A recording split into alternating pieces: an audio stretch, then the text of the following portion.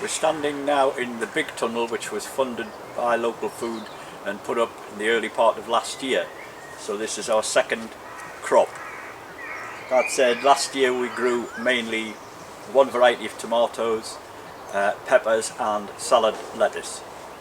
This time we've gone for a much wider range of stuff so that people get a better idea of what the different varieties perform like.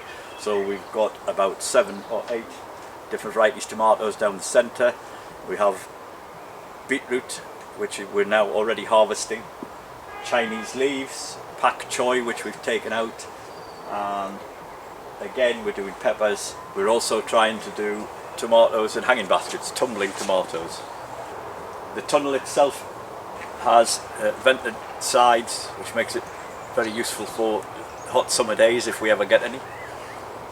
And we expect to be picking the tomatoes probably within the next 6 or 8 weeks. In addition to that, we've grown on some sweet corn, which you can see just at the back there, which we've planted outside. A lot of work with school groups, and the orchard you see here was planted up by 6 different schools from the local area, which is encouraging them to learn about the fruit growing. In addition to that, we keep beehives, and we shortly will start doing short courses to show children the difference between bumblebees, bees and wasps. We also have built a bug house, a bug tower, which will encourage them to learn about insects and pests and other things. And as well as that, we're building a willow wigwam, which the children will plant up as part of their kids club on a Saturday morning. The idea of that is that it will give them somewhere as a den and keep them involved in what's going on the rest of the site. Thanks to local food, we've also been able to expand the number of raised beds. We now have over 70 producing a full range of vegetable crops. We're actively involved with the probation service. We have a range of volunteers who come in, help out. We have the kids club on a Saturday and the drug and alcohol. We also have set aside 10 raised beds specifically for working with RHS students to deliver the RHS Practical Horticulture Level 1. We grow the vegetables here as far as possible without chemicals or artificial fertilisers, and we work on a 4-year crop rotation system.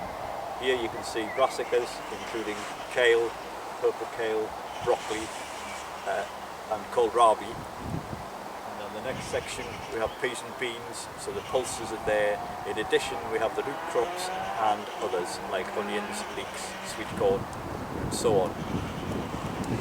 The raised beds were constructed using second-hand scaffolding boards and recycled soil material, which is made up of a combination of horse manure and recycled garden waste, all of which had to be brought in onto the site because the site itself is quite wet. I think we're not doing too badly for a first year of cropping.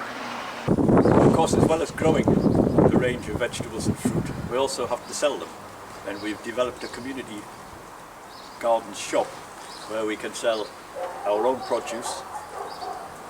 We have a social enterprise making jams and chutneys, which we also sell through the shop, as well as supplying local residents and allotment holders with young plants for them to grow on themselves.